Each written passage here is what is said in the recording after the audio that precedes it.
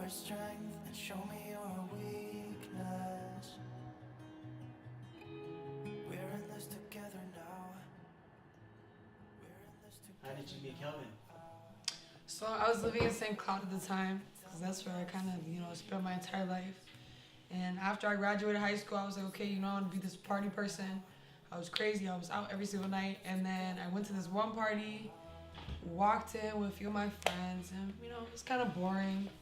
And then there was this dude, he tried to hit on me, and I was like, not really feeling you. Like, I'm not that drunk.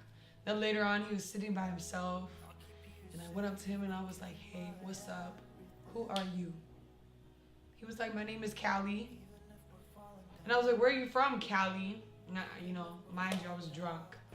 I was kind of an attitude. I was like, where are you from? Da da da da. He's like, I'm Liberian. I said, okay, so what's your Liberian name? He's like, my name's Kelvin. I was like, oh, okay, it's nice to meet you. So we were chit-chatting, whatever. I was like, okay, come into the kitchen, because that's the only place in the whole house that had light. And I was like, let me see your face. I was like, well, you're not bad. And then he smiled. I saw his little gap. I started laughing. I was like, oh my gosh, so adorable, whatever. And yeah, continue. Kelvin, is that true? Is that what happened? Let him say his story. That is not what happened. What happened was, my homie Terrence, he was just moving to St. Cloud. So he was like, yeah, I'm trying to have a party over here. Because that whole summer we was just throwing parties at college, during campus and stuff. So he was like, yeah, I'm trying to have a party over here to get my name flown. I'm like, say less. So that day before going over there, I wasn't even feeling it.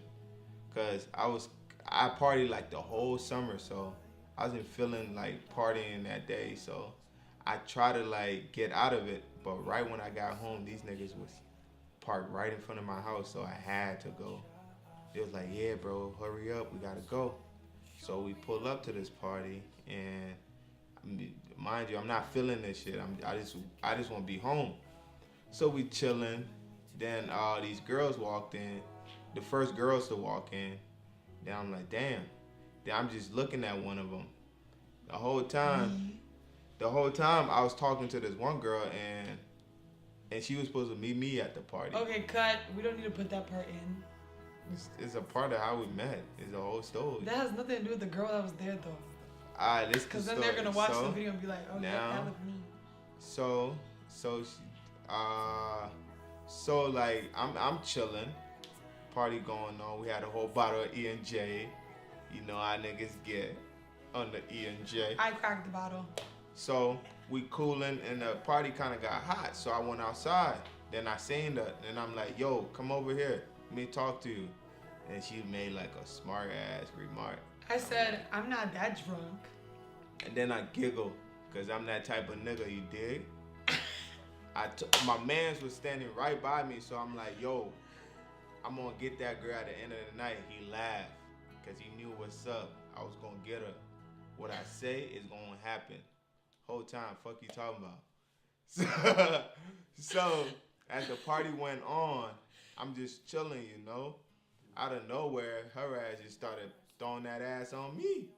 Whole time, I'm like, yo, when it's the same girl, then I remember I'm me, That's how it works. They be fronting at first, then they think about it like, okay, that nigga, I gotta get with that nigga. That's how it went. Pause. I was dancing, turning up in the middle of the floor. Everybody was lit, and I turn over, and there's this one guy sitting on a speaker like this. No, On I don't his do phone. that party. And I I'm said, the why life your of the- ass sitting all the way over I'm here? the life of the party. I'm either standing on the speaker or just going off. So I forced myself on him. I threw that ass back, and he caught it. So, how long have you guys been together now? 2 years almost. We basically started dating that night. We don't have an official date. After that weekend, every weekend since, it was just, talking. So, CNN and chill. so Ramin, what's your favorite thing about Kelvin? What is about Kelvin that you like? My gap. Okay, he said Romy. What the fuck? It's not My your gap, diastema. first of all. So, okay, like, one thing that drew me to Calvin when we met, because, you know, like, I'm a pretty, you know, attractive woman. You know, when I pop out, motherfuckers be like, damn, who the fuck is that, you know? So I popped out, and most of the time, that's my favorite line when I'm drunk. I'm not that drunk. Every time a dude tries to talk to me. So most dudes, you know, they wait for me to walk back and be like, hey, but you know, but what's up, da-da-da. And he kind of showed that he wasn't interested anymore, and I kind of got salty, like, you supposed to be in love with me dying. You know, and then he was sitting by himself on his phone, like, what the fuck? You're supposed to be over here dying for me. So I went over there and I was like, what the fuck is up with you? He thinking he all that and shit, you know, just a regular dude. And then towards the end of the night, we got to know each other, whatever. We sat down and had a long conversation. I don't remember all the details, but we had a long conversation. And at the end of the night, the party got shut down, and I was literally, he's walking in front of me, and I was holding on to one of his fingers like this, drunk as hell, just following him everywhere. Basically, she followed me the whole Until time. my family, my cousin that I went to the party with, drove around looking for me, and she found me literally attached to this dude like this. But one thing I always like about Calvin is his confidence. He holds himself pretty highly. So, you know, no matter, you know, most women, they like, oh, you know, my man got all these women after him, da-da-da-da. But for me, it's never a thing, you know, because Calvin always thinks of himself as this high person anyway. So I don't really care about, you know, whether or not people are like fanning over him or loving him, because he'll always carry himself like he's the president. So we're kind of in competition. We're the same person. What about you, Kevin? What do you like about me? Basically, I like her heart. I'm deeper than that, than the outside of a person. What does my heart look like? Basically, I like the fact that I didn't pick her. I feel like God picked her for me, to be honest. I was saved, basically. I was not on the right path, but meeting her, I started thinking more serious and more farther than a day-to-day life.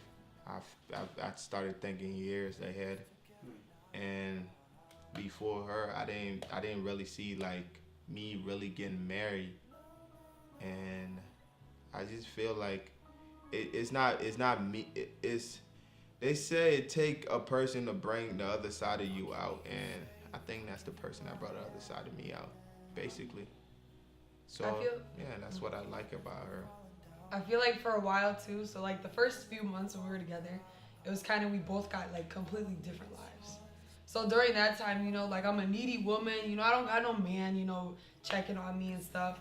So the second I got that, I wanted it every second, like every single second. And it was hard for me because I always get attention, you know. It was so hard not having any attention because he was always busy.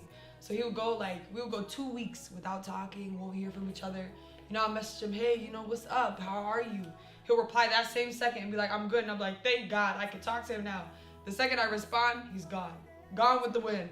So I'm sitting here like craving this man. And every time like we would hang out, he would come over every weekend. He would never ask me, you know, like, hey, what you doing? He'd be like, hey, what are you doing? And I'm like, oh, nothing, I'm chilling. He said, okay, come downstairs, open the door. Mind you, I live like an hour away. So he'd come over and we never like actually sat down and talked. Like we never went on dates or anything. Like we would literally, I don't remember us even having conversations. It was like no matter how busy our lives were, we were just kind of like frozen in time. It was like no matter what was stressing us out in the world, like we were at home when we were together.